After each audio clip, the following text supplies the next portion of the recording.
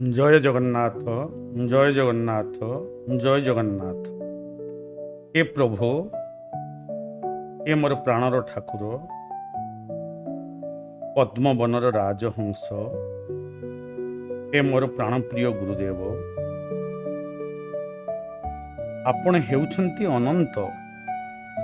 ଆପଣଙ୍କ ଶକ୍ତିର ସୀମା କେହି ବି ନିର୍ଣ୍ଣୟ କରିପାରିବ ନାହିଁ ପ୍ରଭୁ।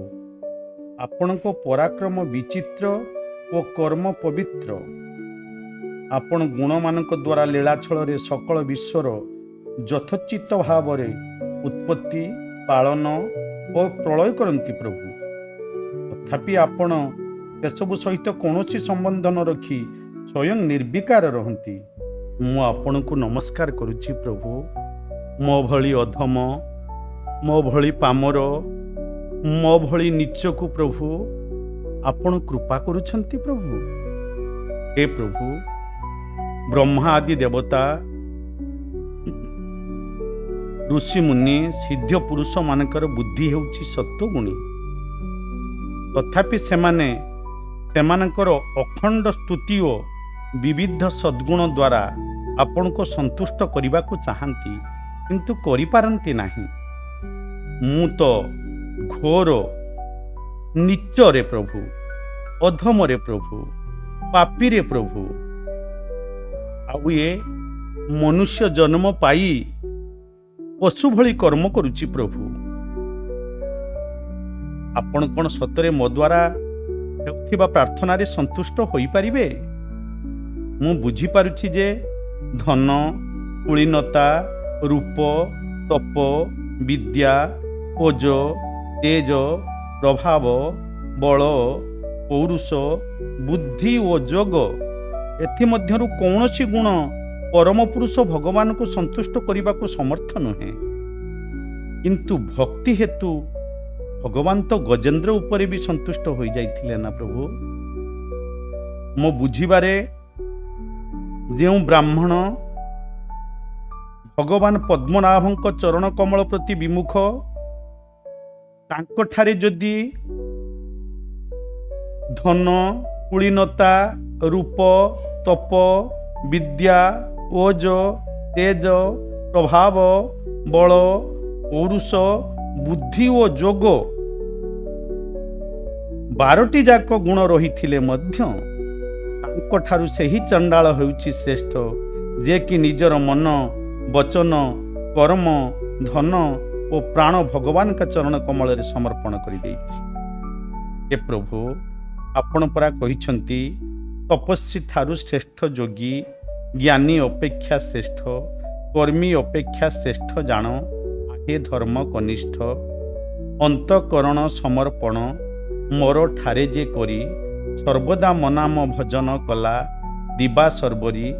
ସବୁ ଯୋଗୀ ଠାରୁ ସେ ଶ୍ରେଷ୍ଠ ଜାଣ ପଣ୍ଡୁ ନନ୍ଦନ, ତାକୁ ବଡ଼ ସ୍ନେହ ମୁଁ କରେ ସେ ମୋ ହୃଦ ଚନ୍ଦନ।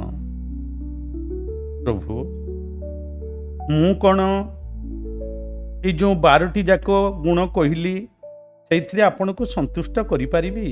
କେବଳ ମୋ ଅନ୍ତଃକରଣ ଭିତରେ ଆପଣଙ୍କର ରୂପ ଲାବଣ୍ୟ ଛବିକୁ ଦେଖି ମୁଁ ଆନନ୍ଦ ହେବି, ବାହାରେ ଆପଣଙ୍କୁ ଗୁରୁଙ୍କ ରୂପରେ ଦେଖି ଖୁସି ହେବି, ମହାପୁରୁଷଙ୍କ ବିଗ୍ରହରେ ଦେଖି ଖୁସି ହେବି, ମହାପ୍ରଭୁଙ୍କ ରୂପରେ ଖୁସି ହେବି।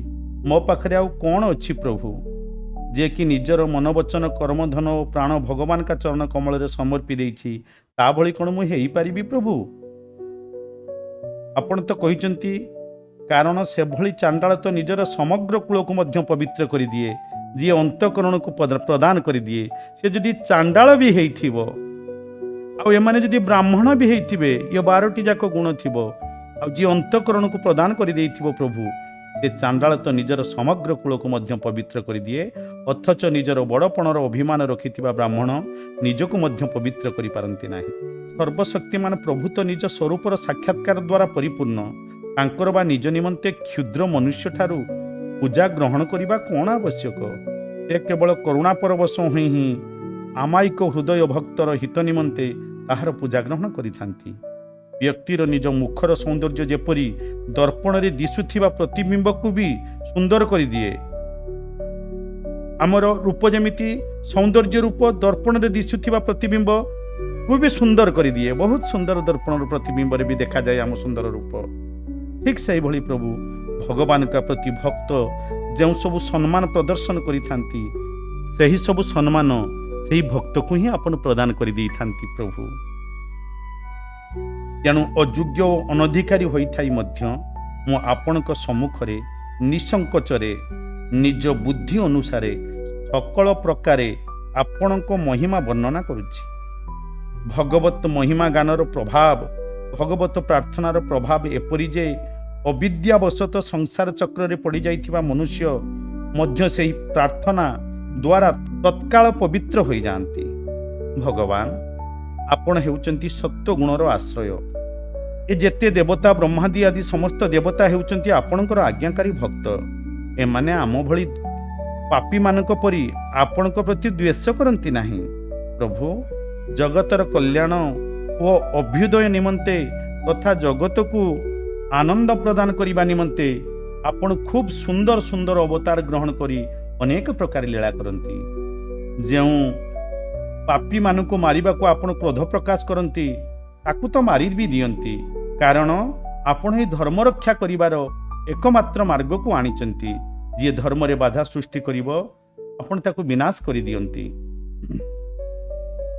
बिच्छा किंबा साप जदि अन्य को त्रास देउथिबा जंतु माने मरीगले जेपरी साधुजन माने सुखी हो जाती, ठीक सही परी ए संसार रु अधर्म को संहार करा जिबारु ए संसारर समस्त लोक सुखी बा खुशी अनुभव करिवे। प्रभु आपण ए संसार रु अधर्म को दूर कर देई मो भली पापाचारी भितरे धर्म को प्रतिष्ठा कर देई ए संसार को खुशी कर दियंतु। प्रभु मो भली अधमत मो गुरु को पदार बिंद ही एकमात्र साहा भरसा। हे प्रभु समस्ते कहती आपण जेते बेले नृसिंह अवतार नहीं हिरण्यकश्यप को वध करने निमंते आपणकर मुख बड़ भयंकर होइथिला। आपणकर जीभ लह लह हेउथिला, आखि सूर्य परी जाजुल्यमान थिला, भ्रुकुटी कुटिल थिला, दांत अत्यंत तीक्ष्ण, बेकरे लंबी थिला अंतपुटार माला, बेकर केशर रक्तरे जुड़ुबुड़ हो जाइथिला, कान दुईटी वर्षा परी ठिया होइथिला। आपणकर सिंहनाद दिग्गज मानकु भी भयभीत कर देउथिला एवं शत्रु मानकु चिरी फाड़ी देबाकू नख गुड़िक प्रस्तुत हो रही। किंतु प्रभु आपणकर से भयंकर रूप को देखी कौन प्रकार मु भयभीत हेउना। प्रभु ए दीनबंधु मु भय करुची केवल यही असह्य उग्र संसार चक्र रे पेशी हेबाटाकू मते मोर कर्मफासरे बांधी देई एही भयंकर जंतु मानक भितरे पकाई दिया जाइछि। प्रभु ए मोर स्वामी आपण प्रसन्न होई मते सकल जीवंकर एकमात्र शरण मोक्ष स्वरूप आपणक चरण कमलर आश्रय को केबे डाकी नेबे पालिके केबे डाकी नेबे। प्रभु ए अनंत मु जेउ जेउ जोनी रे जन्म पाइली सबुठारे प्रियजनकर वियोग ओ अप्रियजनकर संजोग रे मिलुथिबा दुखर अग्नि रे बहुत जळिछि। प्रभु पुणी सही दुख विनाश करिबार जेउ सब उपाय बा औषध रहिछि देखली ताहा मध्य दुख स्वरूप। निज ठारू भिन्न होइथिबा शरीर को आत्मा बोली भाबी मु केबेठु जे ए जोनी से जोनी होई घुरुछि ताहार किछि ठिकणा नाही। ठाकुरे एथर आपण ही मते एपरि किछि उपाय कहि दियंतु जाहाकू आश्रय करी मु आपणक चरणर सेवा भक्ति लाभ करि परिबी। आपण हेउचंती मोर अत्यंत प्रिय, मोर अहितुकी हितैषी सुहृद बंधु। आपण ही वास्तव रे समस्तंकर परमाराध्य ना। हे भगवान आपण जहाकू उपेक्षा करि दियंती ताहार दुख दूर करिबा निमंते जेते उपाय कले भी से सबु अकामी हो जाए। तेणु आपण मते आपणक ठारू दूर करिबेनी। प्रभु जेते पापी अधम हेले भी मु आपणकर ही संतान ना। प्रभु देह मते मिली जाइथिले सुधा मु तो आपणकर ना। एपरिक आपण उपेक्षा करदेले ए संसार रे पिता माता भी निज संतान को भी रक्षा करि पारंती नाही, औषध रोग दूर करि पारे नाही एवं समुद्र रे बुड़ी जाउथिबा लोक को नौका बंचई पारेनी। तथा जेते बेले बहुत बड़ रोग होई जिवो ताहा औषध द्वारा भी रोग दूर होई पारेनी, किंतु समुद्र रे बुड़ी जाउथिबा लोक को नौका भी बंचई पारे नाही। ये सर्वशक्तिमान प्रभु ସଂସାର ଚକ୍ରରେ ପକାଇ ମାୟା ମୋତେ ଆଖୁ ପେଡ଼ିଲା ପରି ପେଡ଼ି ଚାଲିଛି। ଆପଣ ନିଜର ଚୈତନ୍ୟ ଶକ୍ତି ଦ୍ୱାରା ବୁଦ୍ଧିର ସମସ୍ତ ଗୁଣକୁ ସର୍ବଦା ପରାଜିତ କରି ରଖନ୍ତି ଏବଂ କାଳ ରୂପରେ ସକଳ ସାଧ୍ୟ ଓ ସାଧନକୁ ନିଜ ଅଧୀନରେ ରଖନ୍ତି। ମୁଁ ଆପଣଙ୍କ ଶରଣାପନ୍ନ ପ୍ରଭୁ। ଆପଣ ମୋତେ ଏଥିରୁ ଉଦ୍ଧାର କରି ନିଜ ପାଖକୁ ନେଇଯାଆନ୍ତୁ। ହେ ଭଗବାନ, ସଂସାରର ଲୋକେ ଯେଉଁ ଆୟୁ, ଲକ୍ଷ୍ମୀ ଓ ଐଶ୍ୱର୍ଯ୍ୟ ପାଇଁ ସର୍ବଦା ଅତ୍ୟନ୍ତ ଲାଳାୟିତ ହେଉଥାନ୍ତି, ସ୍ୱର୍ଗରେ ମିଳୁଥିବା ସମସ୍ତ ଲୋକପାଳଙ୍କର ସେହିସବୁ ଐଶ୍ୱର୍ଯ୍ୟକୁ ମୁଁ ବହୁତ ଦେଖି ସାରିଛି ପ୍ରଭୁ। ତେଣୁ ମୁଁ ବ୍ରହ୍ମଲୋକର ଆୟୁ, ଲକ୍ଷ୍ମୀ, ଐଶ୍ୱର୍ଯ୍ୟ ଓ ସାଂସାରିକ ପ୍ରାଣୀମାନେ ଚାହୁଁଥିବା ଇନ୍ଦ୍ରିୟ ଭୋଗ ଆଦି ଚାହେଁ ନାହିଁ ପ୍ରଭୁ। କାରଣ ମୁଁ ଜାଣେ ଯେ ଅତ୍ୟନ୍ତ ଶକ୍ତିଶାଳୀ କାଳର ରୂପ ଧରି ଆପଣ ସେସବୁକୁ କବଳିତ କରି ରଖିଛନ୍ତି। ତେଣୁ ଆପଣ ମୋତେ ଆପଣଙ୍କର ଦାସମାନଙ୍କ ନିକଟକୁ ନେଇଯାଆନ୍ତୁ ପ୍ରଭୁ। ଆପଣଙ୍କ ଦାସର ଦାସ କରିଦିଅନ୍ତୁ ପ୍ରଭୁ।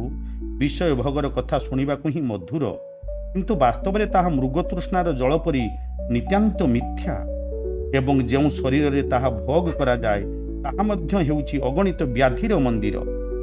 ସେହି ମିଥ୍ୟା ବିଷୟ ଭୋଗର ମୂଲ୍ୟ ବା କେତେ ଏବଂ ସେହି ବ୍ୟାଧି ମନ୍ଦିର ଶରୀରର ସ୍ଥାୟିତ୍ୱ ବା କେତେ? ସେହି ଉଭୟ ବସ୍ତୁ କ୍ଷଣଭଙ୍ଗୁର, ଅସାର ବୋଲି ଜାଣି ମଧ୍ୟ ମନୁଷ୍ୟ ସେସବୁ ପ୍ରତି ବିରକ୍ତ ହୁଏ ନାହିଁ ପ୍ରଭୁ। ତାର ବୈରାଗ୍ୟ ଉଦୟ ହୁଏ ନାହିଁ।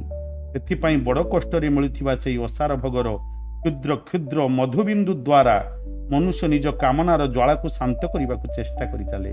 ପ୍ରଭୁ, ଏହି ତମ ଗୁଣ ଓ ରଜଗୁଣ ଧରି ଜନ୍ମ ହେଇଥିବା ମୁଁ କେଉଁଠି, ଆଉ ଆପଣଙ୍କର ଅନନ୍ତ କୃପା କେଉଁଠି ପ୍ରଭୁ? ଆହା, ଯେଉଁ ଚରଣ କମଳକୁ ଆପଣ କେବେ ବ୍ରହ୍ମା, ଶିବ ଓ ଲକ୍ଷ୍ମୀଙ୍କ ଶିରରେ ମଧ୍ୟ ରଖନ୍ତି ନାହିଁ, ଆଜି ଆପଣଙ୍କର ସେହି ପରମ ପ୍ରସାଦ ସ୍ୱରୂପ ତଥା ସକଳ ସନ୍ତାପହାରୀ ଚରଣ କମଳ ଆପଣ ମୋ ଶିର ଉପରେ ଥରେ ରଖିଦିଅନ୍ତୁ ପ୍ରଭୁ। ମୁଁ ଆଜି ଧନ୍ୟ ହୋଇଯିବି ପ୍ରଭୁ। ସଂସାରୀ ମନୁଷ୍ୟମାନଙ୍କ ମଧ୍ୟରେ ଯେଉଁ ଛୋଟ ବଡ଼ ଭେଦଭାବ ରହିଥାଏ, ଆପଣଙ୍କ ଭିତରେ ସେପରି ଭେଦଭାବ ନାହିଁ। କାରଣ ଆପଣ ହେଉଛନ୍ତି ସମସ୍ତଙ୍କର ଆତ୍ମା ଓ ଅହେତୁକ ପ୍ରେମୀ। ତଥାପି କଳ୍ପବୃକ୍ଷ ଯେପରି ଅଭୀଷ୍ଟ ଫଳ ଦେଇଥାଏ, ଆପଣଙ୍କର କୃପା ପ୍ରସାଦ ମଧ୍ୟ ସେହିପରି ସେବା ଓ ଭଜନ ଦ୍ୱାରା ହିଁ ମିଳିଥାଏ। ସେବା ଅନୁସାରେ ହିଁ ଜୀବ ଉପରେ ଆପଣଙ୍କର କୃପା ବୃଷ୍ଟି ହୋଇଥାଏ। ଆପଣଙ୍କର କୃପା ଜାତିଗତ ଉଚ୍ଚତା ନିଚତା ଉପରେ ନିର୍ଭର କରେ ନାହିଁ। ହେ ଭଗବାନ, ଏହି ସଂସାର ଏପରି ଏକ ଅନ୍ଧକୂପ ଯେ ଏଥିରେ କାଳରୂପୀ ସର୍ପ ଦଂଶନ କରିବା ଲାଗି ସର୍ବଦା ପ୍ରସ୍ତୁତ ହୋଇ ରହିଛି। ବିଷୟ ଭୋଗ ପ୍ରତି ଇଚ୍ଛୁକ ଲୋକମାନେ ଏହି କୂପରେ ପଡ଼ିଯାଆନ୍ତି। ମୁଁ ମଧ୍ୟ ସଙ୍ଗ ଦୋଷରୁ ସେମାନଙ୍କ ପିଛା ଧରି ସେଥିରେ ପଡ଼ିଯିବାକୁ ଯାଉଛି ପ୍ରଭୁ। ହେ ଭଗବାନ, ମହାପୁରୁଷ ଅଚ୍ୟୁତାନନ୍ଦ ମୋତେ ଆପଣାର କରି ନେଇଥିବାରୁ ମୁଁ ସେଇଥିରୁ ରକ୍ଷା ପାଇଯିବି ପ୍ରଭୁ। ଆପଣ କୃପା କଲେ ମୁଁ ରକ୍ଷା ନିଶ୍ଚିତ ପାଇଯିବି ପ୍ରଭୁ। ଏ ପରିପ୍ରେକ୍ଷୀରେ ମୁଁ ଭଲା ଆପଣଙ୍କ ଭକ୍ତଜନଙ୍କ ସେବା କିପରି ଛାଡ଼ିପାରିବି? ଏ ଅନନ୍ତ, ମୋତେ ଯେତେବେଳେ ସଂସାରରେ ସମସ୍ତେ ପ୍ରସ୍ତୁତ ହୋଇ ମାରିବାକୁ ଗୋଡ଼ାଇଲେ ଏବଂ କହିଲେ ଆମେ ତୋର ଶିରଚ୍ଛେଦନ କରିଦେବୁ, ଆମମାନଙ୍କ ବ୍ୟତୀତ ତୋର କେହି ମହାପୁରୁଷ ଅଚ୍ୟୁତାନନ୍ଦ ଅଛନ୍ତି, ତେବେ ସେ ଆସି ତୋତେ ରକ୍ଷା କରନ୍ତୁ, ସେତେବେଳେ ଆପଣ ଆବିର୍ଭୂତ ହୋଇ ମୋର ପ୍ରାଣ ରକ୍ଷା କରିଦେଲେ ଓ ଏ ପାପୀଜନମାନଙ୍କୁ ବଧ କରିଦେଇଥିଲେ ପ୍ରଭୁ। ଏଥିରୁ ମୁଁ ବୁଝିପାରୁଛି ଯେ ଆପଣ ଆପଣଙ୍କର ପ୍ରେମୀ ଭକ୍ତମାନଙ୍କର ରକ୍ଷା କରିବାକୁ ହିଁ ଏପରି କଲେ। ଭଗବାନ, ଏକମାତ୍ର ଆପଣ ହିଁ ହେଉଛନ୍ତି ସକଳ ଜଗତ। ଆପଣ ନିଜ ମାୟା ଦ୍ୱାରା ଗୁଣମାନଙ୍କର ପରିଣାମ ସ୍ୱରୂପ ଏହି ଜଗତ ସୃଷ୍ଟି କରି ଏଥିରୁ ପ୍ରଥମରୁ ହିଁ ବିଦ୍ୟମାନ ଅଛନ୍ତି। ତଥାପି ଆପଣ ଏଥିରେ ପ୍ରବେଶ କରିବାର ଲୀଳା କରନ୍ତି ଏବଂ ସେହି ସବୁ ଗୁଣରେ ଯୁକ୍ତ ହୋଇ ଅନେକ ବୋଲି ବୋଧ ହୁଅନ୍ତି। କାହିଁକି ନା କାର୍ଯ୍ୟ ଓ କାରଣ ଦୃଷ୍ଟିରୁ ବୀଜ ଓ ବୃକ୍ଷ ପରସ୍ପର ଠାରୁ ଭିନ୍ନ ହୋଇ ମଧ୍ୟ ଗନ୍ଧ ତନ୍ମାତ୍ର ଦୃଷ୍ଟିରୁ ଯେପରି ଉଭୟ ଏକ, ଠିକ୍ ସେହିପରି ଯେ ଯେଉଁଥିରୁ ଜନ୍ମ, ସ୍ଥିତି, ଲୟ ଓ ପ୍ରକାଶ ଲାଭ କରେ ସେ ତାହାରି ସ୍ୱରୂପ ହୋଇଥାଏ ନା ପ୍ରଭୁ। ହେ ଭଗବାନ, ଆପଣ ଏହି ସମଗ୍ର ବିଶ୍ୱକୁ ନିଜେ ହିଁ ନିଜ ଭିତରେ ବିଲୟ କରିଦେଇ ଆତ୍ମସୁଖ ଅନୁଭବ କରିବା ପୂର୍ବକ ନିଷ୍କ୍ରିୟ ହୋଇଯାଇ ପ୍ରଳୟ ଜଳରେ ଶୟନ କରନ୍ତି। ସେତେବେଳେ ଆପଣ ସ୍ୱୟଂ ସିଦ୍ଧି ଯୋଗ ଦ୍ୱାରା ବାହ୍ୟ ଦୃଷ୍ଟି ବନ୍ଦ କରି ନିଜ ସ୍ୱରୂପର ପ୍ରକାଶରେ ନିଦ୍ରାକୁ ବିଲୀନ କରିଦିଅନ୍ତି ଏବଂ ତୁରୀୟ ବ୍ରହ୍ମପଦରେ ସ୍ଥିତ ହୋଇଯାଆନ୍ତି। ସେତେବେଳେ ଆପଣ ତମ ଗୁଣରେ ଯୁକ୍ତ ହୁଅନ୍ତି ନାହିଁ କି ବିଷୟ ଗ୍ରହଣ କରନ୍ତି ନାହିଁ। ଆପଣ ନିଜର କାଳଶକ୍ତି ଦ୍ୱାରା ପ୍ରକୃତିର ଗୁଣମାନଙ୍କୁ ପ୍ରେରିତ କରନ୍ତି। ତେଣୁ ଏହି ବ୍ରହ୍ମାଣ୍ଡ ହେଉଛି ଆପଣଙ୍କର ହିଁ ଶରୀର। ପୂର୍ବେ ଏହା ଆପଣଙ୍କ ଭିତରେ ହିଁ ଲୀନ ହୋଇଯାଇଥିଲା। ପ୍ରଳୟକାଳୀନ ଜଳରେ ଶେଷ ଶଯ୍ୟାରେ ଶୟନ କରିଥିବା ଅବସ୍ଥାରେ ଆପଣ ଯେତେବେଳେ ଯୋଗନିଦ୍ରା ରୂପ ସମାଧି ତ୍ୟାଗ କରିଦେଲେ, ସେତେବେଳେ ଅତି କ୍ଷୁଦ୍ର ବଟବୀଜରୁ ବିଶାଳକାୟ ବଟବୃକ୍ଷ ଉତ୍ପନ୍ନ ହେଲା ପରି ଆପଣଙ୍କ ନାଭିକମଳରୁ ବ୍ରହ୍ମାଣ୍ଡ କମଳ ଉତ୍ପନ୍ନ ହୋଇଥିଲା। ଉକ୍ତ କମଳ ଭିତରୁ ସୂକ୍ଷ୍ମଦର୍ଶୀ ବ୍ରହ୍ମା ଉତ୍ପନ୍ନ ହୋଇଥିଲେ, କିନ୍ତୁ ତାଙ୍କୁ ସେହି କମଳ ବ୍ୟତୀତ ଆଉ କିଛି ଦେଖାଯାଇନଥିଲା ପ୍ରଭୁ। ତେଣୁ ସେ ତାହାଙ୍କ ନିଜ ଭିତରେ ବୀଜ ରୂପରେ ବ୍ୟାପ୍ତ ହୋଇଥିବା ଆପଣଙ୍କୁ ଜାଣିପାରିଲେ ନାହିଁ ଏବଂ ନିଜକୁ ଆପଣଙ୍କ ଠାରୁ ଭିନ୍ନ ବୋଲି ଭାବି ଜଳ ଭିତରେ ପଶି 100 ବର୍ଷ ପର୍ଯ୍ୟନ୍ତ ଆପଣଙ୍କୁ ଖୋଜିବାକୁ ଲାଗିଲେ, କିନ୍ତୁ ତା ଭିତରେ ତାଙ୍କୁ କିଛି ମିଳିଲା ନାହିଁ। ମୁଁ ତ ଅଧମ ପ୍ରଭୁ, ମୁଁ କ'ଣ ପାଇବି ଆପଣଙ୍କୁ? ଏହିପରି ଘଟିବା ତ ସ୍ୱାଭାବିକ, କାରଣ ଅଙ୍କୁର ଉଦ୍ଗମ ହୋଇଯିବା ପରେ ସେଥିରେ ବ୍ୟାପ୍ତ ହୋଇ ରହିଥିବା ବୀଜକୁ କେହି ବାହାରେ କିପରି ବା ଦେଖିପାରିବ? ସେତେବେଳେ ବ୍ରହ୍ମାଙ୍କୁ ବଡ଼ ଆଶ୍ଚର୍ଯ୍ୟ ଲାଗିଲା। ସେ ତାଙ୍କ କାରଣକୁ ଦେଖିବାରେ ଅସଫଳ ହୋଇ ଉକ୍ତ ପଦ୍ମ ଉପରେ ବସି ପଡ଼ିଥିଲେ। ବହୁ ସମୟ ଧରି ତୀବ୍ର ତପସ୍ୟାରେ ବସି ରହିବା ପରେ ତାହାଙ୍କର ହୃଦୟ ଶୁଦ୍ଧ ହୋଇଗଲାରୁ ସେ ଭୂତ ଇନ୍ଦ୍ରିୟ ଓ ଅନ୍ତଃକରଣ ରୂପ ନିଜ ଶରୀରରେ ହିଁ ଓତପ୍ରୋତ ଭାବରେ ବ୍ୟାପି ରହିଥିବା ଆପଣଙ୍କ ସୂକ୍ଷ୍ମ ରୂପର ସାକ୍ଷାତକାର ଠିକ୍ ସେହିପରି ପାଇଗଲେ ବା ଜାଣିଗଲେ, ଯେପରିକି ପୃଥିବୀରେ ବ୍ୟାପ୍ତ ହୋଇ ରହିଥିବା ତାହାର ଅତି ସୂକ୍ଷ୍ମ ତନ୍ମାତ୍ର ଗନ୍ଧକୁ ଜାଣି ହୋଇଥାଏ। ଆପଣ ମୋତେ କ'ଣ ସେମିତି ଭାବିଛନ୍ତି ପ୍ରଭୁ? ନାଇଁ ମୁଁ କ'ଣ ବ୍ରହ୍ମା? ନାଇଁ ମୁଁ କ'ଣ ଶିବ? ନାଇଁ ମୁଁ କ'ଣ ଏଇ ସଂସାରର ଭକ୍ତ ପ୍ରଭୁ? ମୁଁ ଜଣେ ପାପାଚାରୀ ପ୍ରଭୁ। ଆପଣ ଯଦି ଆପଣଙ୍କ ଦେଖା ନ କରେଇବେ ପ୍ରଭୁ ମୋତେ, ଆପଣ ଯଦି କୃପା ନ କରେଇବେ ପ୍ରଭୁ ମୋତେ, ତାହେଲେ ମୁଁ ବୁଡ଼ିଗଲି ବୋଲି ଭାବି ନିଅନ୍ତୁ ପ୍ରଭୁ, ତାହେଲେ ମୁଁ ଭାସିଗଲି ବୋଲି ଭାବି ନିଅନ୍ତୁ। ଏହିପରି ଅବତାର ନେଇ ଆପଣ ପ୍ରତ୍ୟେକ ଯୁଗରେ ଧର୍ମରକ୍ଷା କରନ୍ତି। କଳି ଯୁଗରେ ଆପଣ ଅପ୍ରକଟ ରୂପରେ ରହନ୍ତି, କିନ୍ତୁ ସତ୍ୟ ତ୍ରେତା ଓ ଦ୍ୱାପରରେ ଆପଣ ଲୀଳାବତାର ଗ୍ରହଣ କରନ୍ତି। ତେଣୁ କଳିଯୁଗ ପାଇଁ ଜୀବର ଉଦ୍ଧାର ଲାଗି ନନ୍ଦସୁତ ହରି ମର୍ତ୍ତ୍ୟରେ ପ୍ରବେଶ ହେଲେ ଗୁରୁ ରୂପ ଧରି। ହେଲେ ମୁଁ ଅଧମ କ'ଣ ଗୁରୁଙ୍କୁ ଚିହ୍ନି ପାରୁଛି ପ୍ରଭୁ? ମୁଁ କ'ଣ ଜାଣିପାରୁଛି ଆପଣ ହିଁ ଗୁରୁ ରୂପରେ ଆସିଛନ୍ତି ବୋଲି? ଏ ବୈକୁଣ୍ଠନାଥ, ମୋ ମନର ସ୍ଥିତି ଅତି ଦୟନୀୟ ପ୍ରଭୁ। ତାହା ପାପ ବାସନାରେ ତ କଳୁଷିତ ହୋଇଯାଇଛି। ତା ଛଡ଼ା ସ୍ୱୟଂ ସେହି ମନଟା ମଧ୍ୟ ଅତ୍ୟନ୍ତ ଦୁଷ୍ଟ। ବିଭିନ୍ନ କାମନାରେ ସେ ପ୍ରାୟତଃ ଆତୁର ହୋଇ ରହୁଛି ଏବଂ ହର୍ଷ, ଶୋକ, ଭୟ ତଥା ଲୋକ ପରଲୋକ, ଧନ, ପତ୍ନୀ, ପୁତ୍ର ଆଦିର ଚିନ୍ତାରେ ବ୍ୟାକୁଳ ହେଉଛି। ଆପଣଙ୍କ ଲୀଳା କଥା ତାକୁ ଜମା ଭଲ ଲାଗୁନାହିଁ। ଏ ମନ ହେତୁ ମୁଁ ବଡ଼ ଦିନ ଦୁଃଖୀ ହୋଇଯାଇଛି ପ୍ରଭୁ। ଏପରି ମନ ସଙ୍ଗରେ ରହି ମୁଁ ଆପଣଙ୍କର ସ୍ୱରୂପ ଚିନ୍ତନ ବା କିପରି କରିପାରିବି? ହେ ଅଚ୍ୟୁତ, ହେ ପ୍ରାଣପ୍ରିୟ, ମୋର ଜିହ୍ୱା ସବୁବେଳେ ଅତୃପ୍ତ ରହୁଛି ଏବଂ ସ୍ୱାଦିଷ୍ଟ ରସ ଆଡ଼କୁ ଆକର୍ଷିତ କରୁଛି। ଜନନେନ୍ଦ୍ରିୟ ସୁନ୍ଦରୀ ସ୍ତ୍ରୀଙ୍କ ଆଡ଼କୁ ଆକର୍ଷିତ ହୋଇଯାଉଛି। ମୋର ତ୍ୱଚା ବା ଚର୍ମ ସୁକୋମଳ ସ୍ପର୍ଶ ପାଇବାକୁ ଆଗ୍ରହୀ। ଉଦର ଭଜନ ଆଡ଼କୁ ଦୌଡ଼ିବାରେ ଲାଗିଛି। କର୍ଣ୍ଣ ମଧୁର ସଙ୍ଗୀତ ଆଡ଼କୁ, ନାସିକା ବିଭିନ୍ନ ସୁଗନ୍ଧ ଆଡ଼କୁ ଏବଂ ଚପଳ ନୟନ ସୌନ୍ଦର୍ଯ୍ୟ ଆଡ଼କୁ ମୋତେ ଆକର୍ଷିତ କରୁଛି ପ୍ରଭୁ। ମୋତେ ବଞ୍ଚାଅ ପ୍ରଭୁ, ମୋତେ ବଞ୍ଚାଅ। ଏମାନଙ୍କ ଛଡ଼ା କର୍ମେନ୍ଦ୍ରିୟ ମାନେ ମଧ୍ୟ ମୋତେ ନିଜ ନିଜର ବିଷୟ ଆଡ଼କୁ ନେଇଯିବାକୁ ଟାଣୁଛନ୍ତି। ବହୁ ପତ୍ନୀକ ପୁରୁଷକୁ ତାର ପତ୍ନୀମାନେ ଯେପରି ଘେରି ଯାଇ ନିଜ ନିଜ ଶୟନ କକ୍ଷକୁ ନେବାକୁ ଟାଣନ୍ତି, ମୋର ଅବସ୍ଥା ବର୍ତ୍ତମାନ ସେହିପରି ପୁରୁଷର ଅବସ୍ଥା ପରି ହୋଇଯାଇଛି। ମୁଁ ଏପରି ଭାବରେ ନିଜ କର୍ମବନ୍ଧନରେ ବାନ୍ଧି ହୋଇ ସଂସାର ରୂପୀ ବୈତରଣୀ ନଦୀରେ ପଡ଼ିଯାଇଛି। ବାରମ୍ବାର ଜନ୍ମ ଓ ମୃତ୍ୟୁ ଦ୍ୱାରା କର୍ମ ଭୋଗ କରି କରି ମୁଁ ଭୟଭୀତ ହୋଇଯାଇଛି। ଏହା ନିଜର ତାହା ପରର ଏପରି ଭେଦଭାବ କରି ମୁଁ କାହା ସହିତ ମିତ୍ରତା କରୁଛି ତ କାହା ସହିତ ଶତ୍ରୁତା କରୁଛି। ମୋର ଏପରି ଦୁର୍ଦ୍ଦଶା ଦେଖି ହେ ପ୍ରଭୁ, ଆପଣ କରୁଣାରେ ଦ୍ରବିତ ହୋଇଯାଆନ୍ତୁ। ସର୍ବଥା ଭବନଦୀର ଆରପାରିରେ ରହିଥିବା ହେ ଭଗବାନ, ଏହି ପ୍ରାଣୀମାନଙ୍କୁ ମଧ୍ୟ ଭବନଦୀର ଆରପାରିକୁ ନେଇଯାଆନ୍ତୁ। ହେ ଜଗଦ୍ଗୁରୁ, ଆପଣ ହେଉଛନ୍ତି ଏ ସୃଷ୍ଟିର ଉତ୍ପତ୍ତି, ସ୍ଥିତି ଓ ପାଳନକର୍ତ୍ତା। ଏ ପରିପ୍ରେକ୍ଷୀରେ ଜୀବମାନଙ୍କୁ ଭବନଦୀ ପାର କରାଇ ଦେବା ନିମନ୍ତେ ଆପଣଙ୍କୁ କ'ଣ ବା ପ୍ରୟାସ କରିବାକୁ ପଡ଼ିବ? ହେ ଦିନଜନମାନଙ୍କର ପରମ ହିତୈଷୀ ପ୍ରଭୁ, ପଥଭ୍ରଷ୍ଟ ମୂଢ଼ମାନଙ୍କ ପ୍ରତି ମହତ୍ ପୁରୁଷମାନଙ୍କର କୃପା ବିଶେଷ ଆବଶ୍ୟକ ସତ, କିନ୍ତୁ ମୁଁ ଯେହେତୁ ଆପଣଙ୍କର ଦାସଙ୍କ ସେବାରେ ନିମଗ୍ନ ରହିଛି, ତାହାକୁ ହିଁ ଆଧାର କରି ସେହି କୃପାରେ ମୋର କ'ଣ ବା ପ୍ରୟୋଜନ ପ୍ରଭୁ?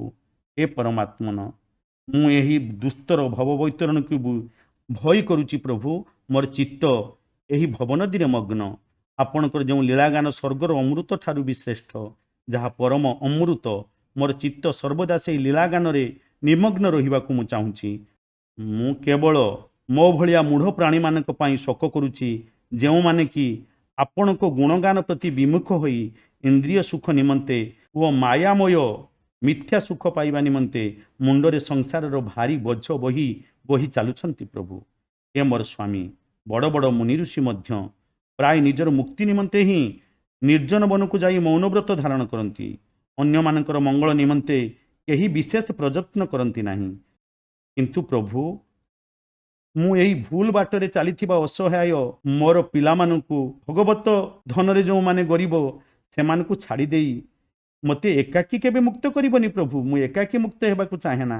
ତା ଛଡ଼ା ଏହି ପଥଭ୍ରଷ୍ଟ ପ୍ରାଣୀମାନଙ୍କ ନିମନ୍ତେ ଆପଣଙ୍କ ବ୍ୟତୀତ ଅନ୍ୟ କୌଣସି ସହାୟକ ଥିବାର ତ ମୋତେ ଦେଖାଯାଉ ନାହିଁ। ଦୁଇ ହାତରେ ଖୁବ୍ ଜୋରରେ ଯାଦୁ କୁଣ୍ଡାଉଥିବା ଲୋକଙ୍କୁ ଯେପରି ପ୍ରଥମେ କିଛି ସୁଖ ମିଳୁଥିଲେ ବି ପରେ ଜଳାପୋଡ଼ା ରୂପେ ଦୁଃଖ ହିଁ ମିଳିଥାଏ, ଗୃହରେ ବାନ୍ଧି ହୋଇ ରହିଯାଇଥିବା ଲୋକଙ୍କୁ ଯେଉଁ ମୈଥୁନ ଆଦି ସୁଖ ମିଳିଥାଏ, ତାହା ହେଉଛି ସେହିପରି ଅତ୍ୟନ୍ତ ତୁଚ୍ଛ ଏବଂ ଦୁଃଖ ରୂପ। କିନ୍ତୁ ଏପରି ଭୁଲ ପଥ ଧରିଥିବା ଅଜ୍ଞାନୀ ମନୁଷ୍ୟ ଏତେ ଦୁଃଖ ସହିବା ପରେ ମଧ୍ୟ ସେହି ବିଷୟ ସୁଖକୁ ଛାଡ଼ିପାରେ ନାହିଁ। ମୋର ଅବସ୍ଥା ଠିକ୍ ସେହିପରି। ବିପରୀତ ପକ୍ଷେ ଧୀର ପୁରୁଷ କୁଣ୍ଡେଇ ନ ହୋଇ କଣ୍ଡୁର ଆବେଗକୁ ସହିଯିବା ପରି କାମାଦି ଆବେଗକୁ ସହିଯାଆନ୍ତି।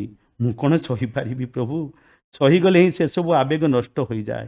ଏ ପୁରୁଷୋତ୍ତମ, ମୋକ୍ଷର 10ଟି ମୁଖ୍ୟ ପନ୍ଥା ହେଉଛି ଯଥା ମୌନ, ବ୍ରହ୍ମଚର୍ଯ୍ୟ, ଶାସ୍ତ୍ର ଶ୍ରବଣ, ତପସ୍ୟା, ସ୍ୱାଧ୍ୟାୟ, ସଧର୍ମ ପାଳନ, ଯୁକ୍ତିଯୁକ୍ତ ଶାସ୍ତ୍ର ବ୍ୟାଖ୍ୟା, ଏକାନ୍ତବାସ, ଜପ ଓ ସମାଧି। ଯାହା ମୋ ଦ୍ୱାରା ସମ୍ଭବ ହୋଇପାରିବ ନାହିଁ। କିନ୍ତୁ ଯାହାର ଇନ୍ଦ୍ରିୟମାନେ ସଂଯତ ନୁହନ୍ତି, ତା ନିମନ୍ତେ ଏଗୁଡ଼ିକ କେବଳ ଜୀବିକା ଉପାର୍ଜନର ପନ୍ଥା ହୋଇ ରହିଯାଏ ପ୍ରଭୁ। ପୁଣି ମୋ ଭଳି ଦାମ୍ଭିକ ଲୋକଙ୍କ ନିମନ୍ତେ ତ ଏସବୁ ବାହାନାରେ ପରିଣତ ହୋଇଯାଏ। ମନ ଓ ବାଣୀ ଦ୍ୱାରା ଯାହା କିଛି ନିରୂପଣ କରାଯାଇଥାଏ, ସେସବୁ ମଧ୍ୟ ଆପଣଙ୍କ ଠାରୁ ପୃଥକ ନୁହନ୍ତି। ସମସ୍ତ କୀର୍ତ୍ତିର ଆଶ୍ରୟ ଆପଣ ହିଁ ଅଟନ୍ତି ଭଗବାନ। ହେ ପରମ ପୂଜ୍ୟ, ଆପଣ ଭକ୍ତି ବିନା ତ ମିଳିପାରିବେ ନାହିଁ ବୋଲି ସମସ୍ତ ଶାସ୍ତ୍ର ଆପଣ ମୁକ୍ତ କଣ୍ଠରେ କହୁଛନ୍ତି। ଆପଣ ତ ହେଉଛନ୍ତି ଆପଣଙ୍କ ପରମ ପ୍ରିୟ ଭକ୍ତଜନ ମାନଙ୍କର ଓ ପରମହଂସ ମାନଙ୍କର ସର୍ବସ୍ୱ। ଆପଣ କ'ଣ ମୋ ଭଳି ଅଧମ, ମୋ ଭଳି ପାପୀକୁ କେବେ ଚାହିଁବେ ପ୍ରଭୁ? ଆପଣଙ୍କ ପାଖରେ କ'ଣ ଭକ୍ତର ଅଭାବ? ଆପଣ କ'ଣ ଭକ୍ତ ଦେଖିପାରୁନାହାନ୍ତି? ତଥାପି ପ୍ରଭୁ, ମୁଁ ଆପଣଙ୍କର ହୋଇ ଆପଣଙ୍କ ନିକଟରେ ପ୍ରାର୍ଥନା କରୁଛି। ମୁଁ ଭରସା ରଖିଛି ପ୍ରଭୁ, ଏ ଭବନଦୀରେ ମୋତେ ବୁଡ଼େଇ ଦେବନି ପ୍ରଭୁ। ଭାବସାଗରକୁ ଟାଣି ନେବ, ମୋତେ ଭାବସାଗରକୁ ଟାଣି ନେବ।